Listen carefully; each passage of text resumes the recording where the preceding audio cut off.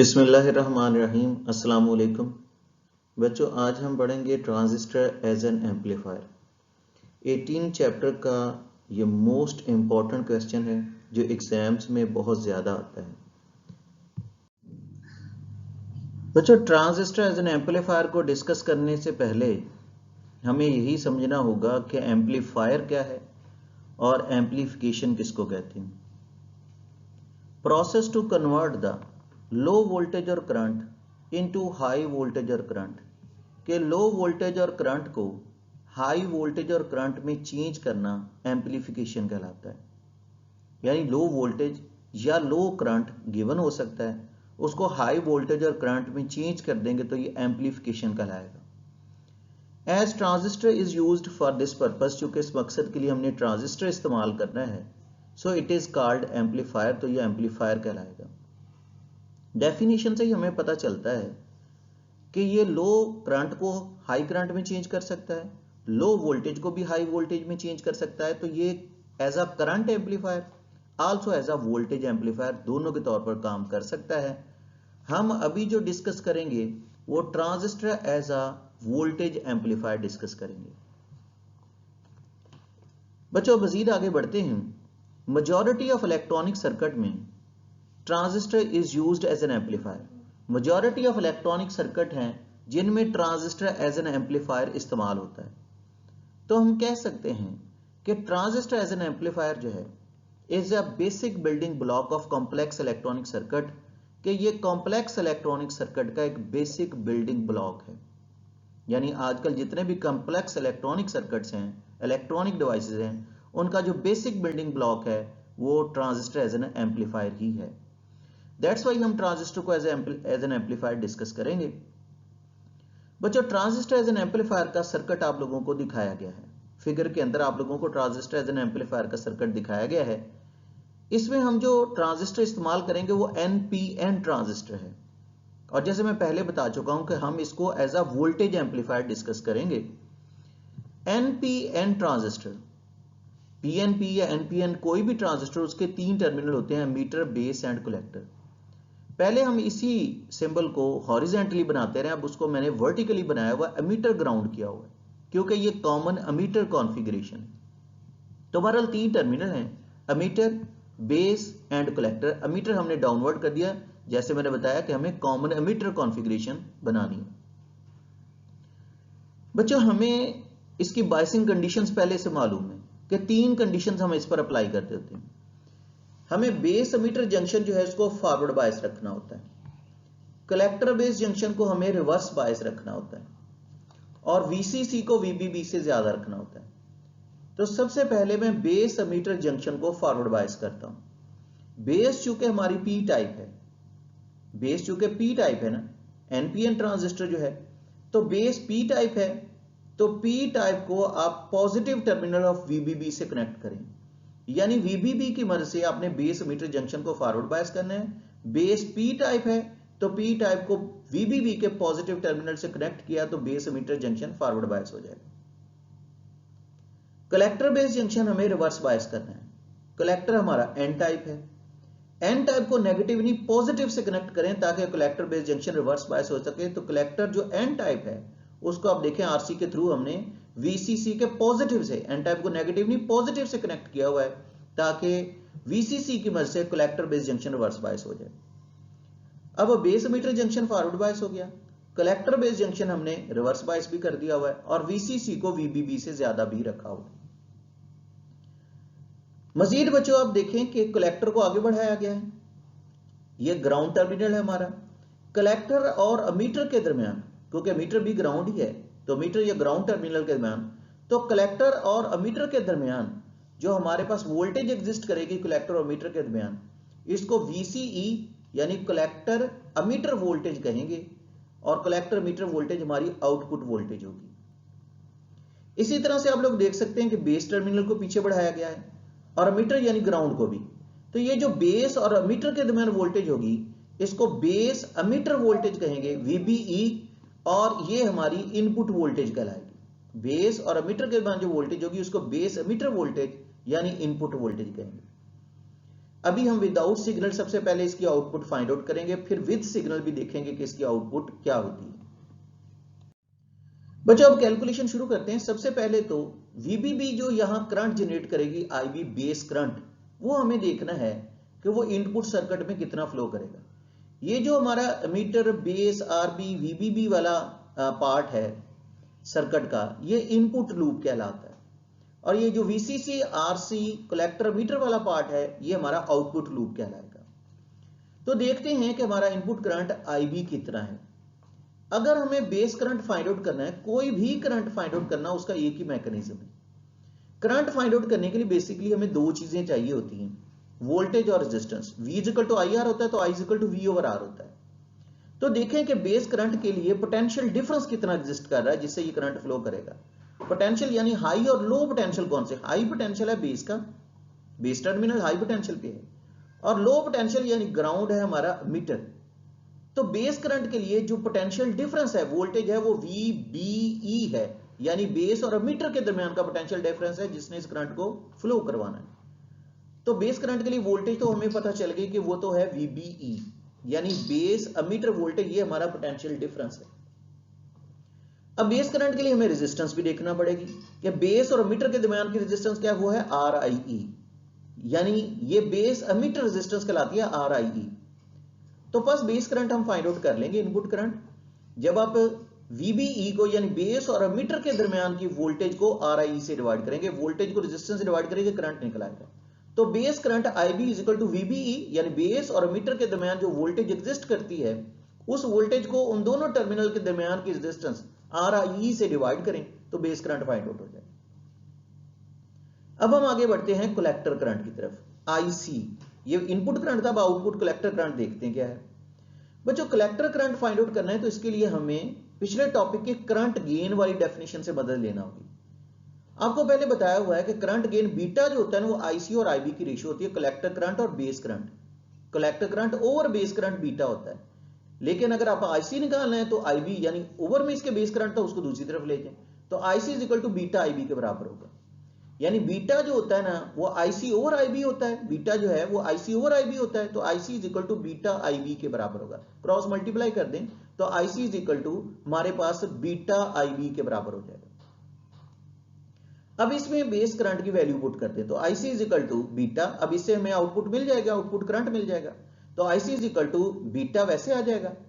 IB की value put करेंगे यानी VBE ओवर में क्या हो जाएगा, RI। तो ये देखें बेस करंट की मैंने वैल्यू पुट की VBE ओवर RI, तो कलेक्टर करंट फाइंड आउट कर लिया, IC is equal to beta VBE over RI। अब हम अप्लाई करते हैं KVL Kirchhoff voltage law to the output loop के ऊपर।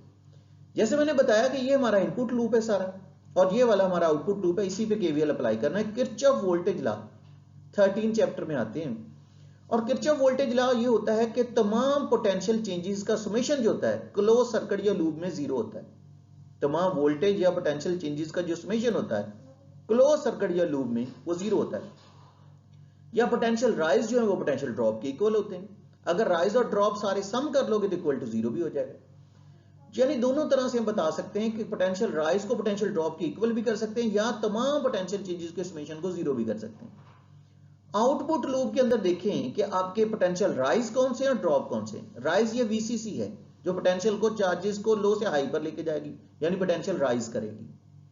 ड्रॉप यहां पर होगा रजिस्टर के अक्रॉस, यहां वोल्टेज ड्रॉप होना है, और कलेक्टर और मीटर के अक्रॉस भी वोल्टेज ड्रॉप होना है, ये भी वोल्टेज का ड्रॉप करेगी कलेक्टर और मीटर के दरमियान, यहां भी वोल्टेज ड्रॉप होगा। और ये तीन ही टोटल कंपोनेंट है हमारे जो एक्सटर्नल सर्किट में मौजूद है, यानी VCC, RC और कलेक्टर मीटर, यानी ये ट्रांजिस्टर। VCC राइजर है, RC के क्रॉस भी ड्रॉप होना है, कलेक्टर मीटर के क्रॉस भी ड्रॉप होना है, तो पोटेंशियल राइज जो उनको पोटेंशियल ड्रॉप के बराबर कर दें। तो VCC हो गया riser, potential rise is equal to पहला ड्रॉप यहां पर होगा, इसको IC/RC कहेंगे, ये वोल्टेज ही है। Voltage rise is equal to voltage drop. Voltage इधर भी लिखने हैं लेफ्ट साइड में और राइट साइड में भी वोल्टेज लिखने, ये वोल्टेज है, V लिख लो या IR लिख लो, एक ही बात है। तो VCC राइजर हो गया इज इक्वल टू पहला ड्रॉप यहां पर हो रहा है, इसको IC/RC कहें। वोल्टेज के बजाय हमने V की बजाय IC/RC लिख लिया, VC भी लिख सकते थे, IC/RC लिख लिया, तो यहां ड्रॉप हो गया IC/RC। फिर कलेक्टर और मीटर के दरमियान जो वोल्टेज ड्रॉप होगा उसको हम कहेंगे VCE। कलेक्टर और मीटर के दरमियान जो वोल्टेज होगा उसको वोल्टेज ड्रॉप को VCE कहेंगे। तो VCC राइजर हो गया, पहला ड्रॉप होगा यहां पर ICRC और नेक्स्ट ड्रॉप होगा कलेक्टर मीटर के दरमियान, उसको हम कहेंगे VCE। तो potential rise is equal to potential drop, ये राइज है और ये दोनों पोटेंशियल ड्रॉप्स हैं। अच्छा, जैसा कि आपको बता रखा है कि कलेक्टर और मीटर के दरमियान की जो वोल्टेज है उसे हम आउटपुट वोल्टेज कहते हैं, VCE, कलेक्टर मीटर वोल्टेज उसको आउटपुट वोल्टेज कहेंगे। तो VCC is equal to ICRC लिख दिया प्लस VCE यानी कलेक्टर और मीटर के दरमियान की जो वोल्टेज उसे आउटपुट वोल्टेज लिख दी है, उसे हमने VCE को V आउटपुट लिख दिया। अब यही तो हमें फाइंड आउट करनी है, तो उसको रीच कर लेते हैं, ICRC वाला फैक्टर उधर ले जाते हैं। तो VCC माइनस ये फैक्टर उधर जाके माइनस हो जाएगा, ICRC is equal to V output हमारे पास आ जाएगा। ये मैंने V आउटपुट अलग कर लिया है, तो V output is equal to VCC minus ICRC। अब बच्चा जब ये फार्मूला बना लिया कि V output is equal to VCC minus ICRC, तो IC की वैल्यू हमारे पास मौजूद है इक्वेशन 3 के अंदर, वो वहां से लाके हम ये वैल्यू पुट कर देते हैं। तो वो वैल्यू इसके अंदर पुट करेंगे, VCC माइनस IC की जगह उसकी वैल्यू पुट करेंगे beta VBE over RI multiply by RC, वैसे ही आएगा। तो ये देखें, ये V output is equal to VCC minus ICRC लिखना था, तो IC की जगह मैंने उसकी वैल्यू पुट की हुई है, यानी beta VBE over RI multiply bye क्या हो गया, RC। तो ये हमारी आउटपुट वोल्टेज बन गई। लेकिन चूंकि VBE यानी बेस और अमीटर के दरमियान की जो वोल्टेज है, बेस और अमीटर के दरमियान की जो वोल्टेज है हमारी इनपुट वोल्टेज है, बेस और मीटर के दरमियान की वोल्टेज इनपुट वोल्टेज है, तो VBE की बजाय V इनपुट भी लिख सकते हैं। तो बच्चों इसलिए हम लोगों ने V output is equal to VCC minus beta, VBE की जगह V इनपुट लिख दिया ओवर में RI मल्टीप्लाई बाय क्या हो गया, RC। यानी इस इक्वेशन में इसमें सिर्फ इतना फर्क है कि VBE की बजाय मैं इनपुट लिख दिया, क्योंकि जैसे मैंने बताया कि बेस और मीटर के दरमियान की वोल्टेज V इनपुट वोल्टेज कहलाती है। तो बच्चों ये फार्मूला बन गया। अब हम इसको सिग्नल देते हैं, जैसे सिग्नल देंगे तो इनपुट में डेल्टा V इनपुट का इजाफा हो जाएगा, बेस करंट में डेल्टा IB का इजाफा होगा, क्योंकि सिग्नल देते ही तमाम करंट्स और वोल्टेज में चेंज आना शुरू हो जाएगा, सिवाय VBB और VCC के ये वोल्टेजेस कांस्टेंट रहेंगे। तो जो इनपुट वोल्टेज उसमें डेल्टा V इनपुट का इजाफा होगा सिग्नल की शक्ल में, बेस करंट में डेल्टा IB का, कलेक्टर करंट में डेल्टा IC का, आउटपुट में डेल्टा V आउटपुट का इजाफा होगा। ये देखें कि इनपुट में डेल्टा V इनपुट का, बेस करंट में डेल्टा IB का, कलेक्टर करंट में डेल्टा IC का, आउटपुट में डेल्टा V आउटपुट का इजाफा कर दिया गया। तो ये आउटपुट है हमारी, लेकिन ये विदाउट सिग्नल है, क्योंकि हमने ऑपरेटिंग बैटरीज तो लगा रखी थी, लेकिन अब विद सिग्नल आउटपुट आएगी हमारी। तो आउटपुट में डेल्टा V आउटपुट का इजाफा कर दिया, इज इक्वल टू वैसे लिख दिया, VCC भी वैसे ही है, माइनस बीटा V इनपुट में डेल्टा V इनपुट का इजाफा कर दिया और RI मल्टीप्लाई बाय RC। तो क्वेश्चन 4 से 5 तक पहुंचने में हमने सिग्नल दे दिया है। तो ये विदाउट सिग्नल है आउटपुट और ये विद सिग्नल है। तो आउटपुट में डेल्टा V आउटपुट का इजाफा किया हुआ है, VCC, बीटा V इनपुट में डेल्टा V इनपुट का इजाफा किया हुआ है, और साथ में RC, बाकी सारे फैक्टर वैसे ही। अब कॉमन सेंस की बात है कि अगर हमें सिग्नल वोल्टेज फाइंड आउट करना है तो उसका यह तरीका है कि सिग्नल कितना हमारे पास मौजूद है, कितना एम्पलीफाई हुआ, तो आप विद सिग्नल वाली से विदाउट सिग्नल वाली आउटपुट माइनस कर दें। जैसे फॉर एग्जांपल मैं मिसाल के तौर पर बताता हूं कि अगर ये हमारी आउटपुट वोल्टेज हो 12 मिली वोल्ट, ये हो 10 मिली वोल्ट, तो 12 में से 10 माइनस करेंगे तो आपको पता चलेगा 2 मिली वोल्ट का आपका सिग्नल है। तो इक्वेशन 4 को 5 से माइनस कर दें, तो ये देखें ये इक्वेशन हमारी 4 है और ये हमारी इक्वेशन जो है ना वो 5 है। तो मैं 4 को 5 से माइनस करूंगा, लेकिन ये देखें कि मैंने इक्वेशन जो 5 है हमारी इसको एक्सपेंड कर देना है। तो output plus delta V output is equal to VCC minus beta V input over RI multiply by RC होगा, यानी V output plus delta V output VCC minus beta V input over RI multiply by RC। ये जो factor है ना नीचे हमारे पास मौजूद, ये साथ में बीटा RI RC ये V इनपुट से भी मल्टीप्लाई करने हैं, और इन्हीं तीनों फैक्टर को बीटा RI RC को डेल्टा V इनपुट से भी मल्टीप्लाई करना है। तो V output plus delta V output is equal to VCC minus beta V input over RI multiply by RC होगा। फिर इसको नेक्स्ट से भी मल्टीप्लाई करेंगे, minus beta delta V input over RI multiply by RC। तो देखें ये शक्ल होगी, यानी 4 को 5 से माइनस करने से पहले इसको जरा एक्सपेंड कर लीजिएगा। तो delta V output plus delta V output is equal to VCC minus beta V input over RI multiply by RC, minus beta V input over RI multiply by RC, फिर minus beta delta V input over RI multiply by RC भी कर दें। तो ये यही equation 5 है, लेकिन थोड़ा सा एक्सपेंड कर दिया। अब 4 इसके नीचे लिखें, V output plus VCC minus beta V input over आ रही मल्टीप्लाई बाय आरसी। साइन इसके चेंज कर दे, प्लस वाले माइनस में और माइनस वाले को प्लस में। देखें वी आउटपुट कैंसिल हो जाएगा, वीसीसी भी कैंसिल हो जाएंगे, minus beta V input over आ रही मल्टीप्लाई बाय आरसी जो है plus beta V input over आ रही आरसी से कैंसिल हो जाएगा। तो delta V output is equal to होगा, ये फैक्टर भी कैंसिल होगा, आउटपुट डेल्टा वी आउटपुट वाला, वीसीसी भी कैंसिल होगा, माइनस बीटा वी इनपुट आ रही और आरसी वाले भी कैंसिल होंगे, सिर्फ डेल्टा वी आउटपुट बचेगा और ये लास्ट वाला फैक्टर बच जाएगा। तो delta V output is equal to minus beta delta V input over आ रही मल्टीप्लाई बाय आरसी होगा। ये डेल्टा वी इनपुट ओवर में ले जाए तो आउटपुट इनपुट वोल्टेजेस की रेशियो हो जाएगी माइनस बीटा आरसी ओवर आ रही, क्योंकि ये डेल्टा वी इनपुट तो इधर ओवर में ले। ये आउटपुट वोल्टेज इनपुट वोल्टेज की जो रेशियो होती है ना, इसी को वोल्टेज गेन कहते हैं। जिस तरह आमतौर पर मैकेनिक्स में आउटपुट इनपुट की रेशियो को एफिशिएंसी कहते हैं, तो आउटपुट इनपुट वोल्टेज की जो रेशियो होती है इसे वोल्टेज गेन कहते हैं। ए से लिखा जाता है minus beta RC over R आई हो जाए। ये हमारे पास वोल्टेज गेन आ गई कि voltage gain A is equal to minus beta RC over R I है। अब ये जो हमने वोल्टेज गेन फाइंड आउट की है, इसमें दो बातें मजीद आपको बताते चलें।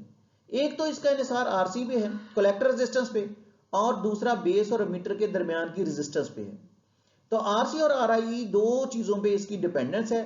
और मजीद आपको यह भी बताता चलूं कि वोल्टेज गेन में जो हमारे आंसर में माइनस साइन आई है, माइनस साइन हमें यह बताती है कि जो हमने इसको सिग्नल दिया है वो सिग्नल सिर्फ एम्पलीफाई नहीं हुआ बल्कि वो सिग्नल इन्वर्ट भी हो गया। 180 डिग्री की फेज शिफ्ट है। आप देख सकते हैं कि पॉजिटिव हाफ पहले है यहां पर इनपुट में और यहां नेगेटिव हाफ पहले कर दिया गया, यानी सिग्नल में 180 डिग्री की फेज शिफ्ट भी आ रही है। नेगेटिव साइन हमें यही बताती है। बच्चे ये बड़ा इंपॉर्टेंट लॉन्ग क्वेश्चन है, 18 चैप्टर का, एग्जाम्स में बहुत ज्यादा आता है। इसको अच्छे तरीके से तैयार करें, थ्योरी भी, सर्किट डायग्राम भी और डेरिवेशन भी। किसी किस्म की कोई कंफ्यूजन मजीद रह जाए तो उसको जरूर डिस्कस करें। अल्लाह आपका हमें नासिर हो। अल्लाह हाफिज।